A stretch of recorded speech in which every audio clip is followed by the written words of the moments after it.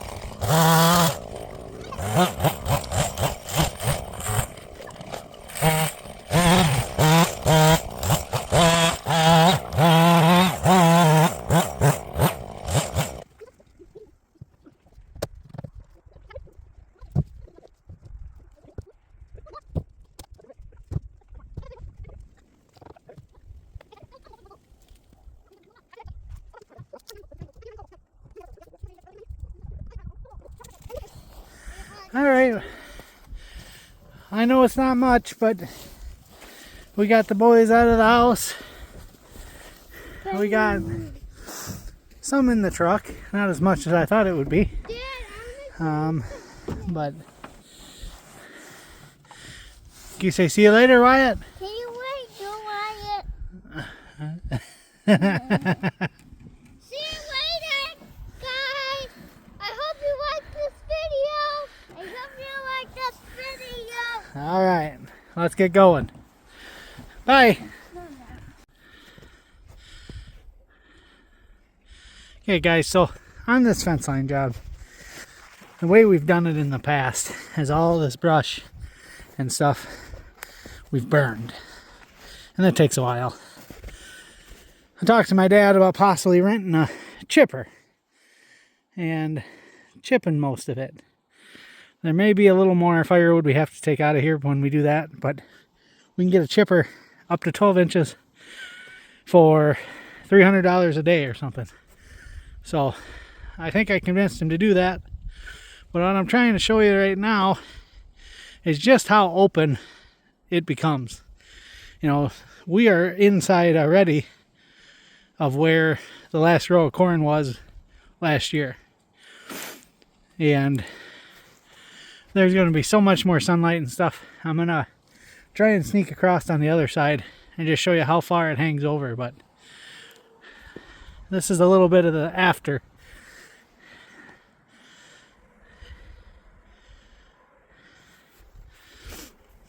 We'll see if we can get some of the before. Alright guys, so I'm trying to show you just how much we opened this side up. I don't know how it's going to show on the phone, but there is so much more light coming through these trees on this side. It's hard to do it justice.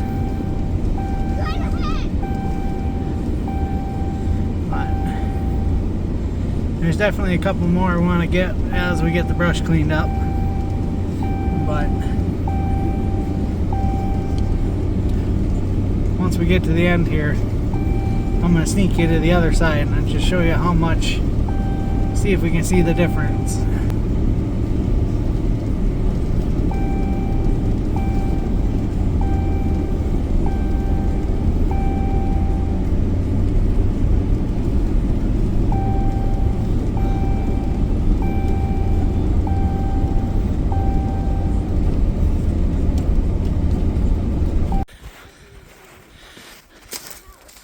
Okay guys, over here you can see the difference. I mean, a nice little hackberry tree for firewood, but it's hanging out past 3 rows of corn, you know. So I think just some quick pictures, quick video, and I think you can really see the difference. So hopefully I think we're going to come to this side of this fence line too, and we'll really be able to tell the difference here. But there should be some more good firewood in here, and get some brush cleaned out for my dad.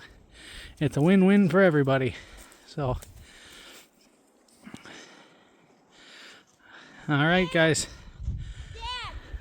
Down there, if you zoom in down there, there's 4 rows of corn that are missed. And my dad ended up getting planted, but the combine wouldn't get 4 rows down there. So then on these outside rows, because there's no sunlight, don't get any corn on them anyway. So hopefully we'll get more yield on the outside edges, and then we'll be able to get everything that grows. So that's the goal here.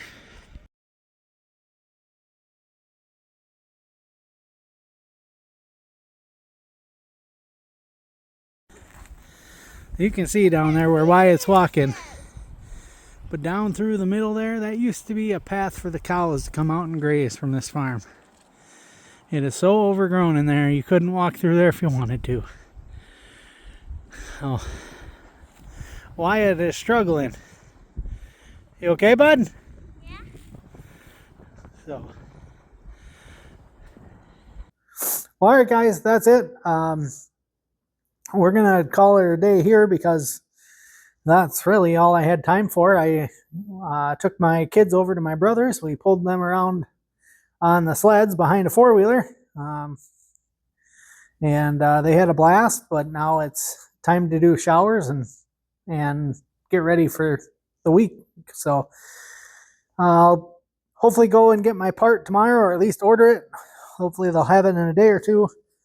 I don't think I said, but that hose is for the quick attach on the skid loader. So the pins that go up and down to lock the bucket on, that's the line that comes from the arms to the quick attach plate. So anyway, guys, I truly appreciate you watching. I hope and plan that next week we are back doing some cutting. The weather is supposed to warm up a little bit this week.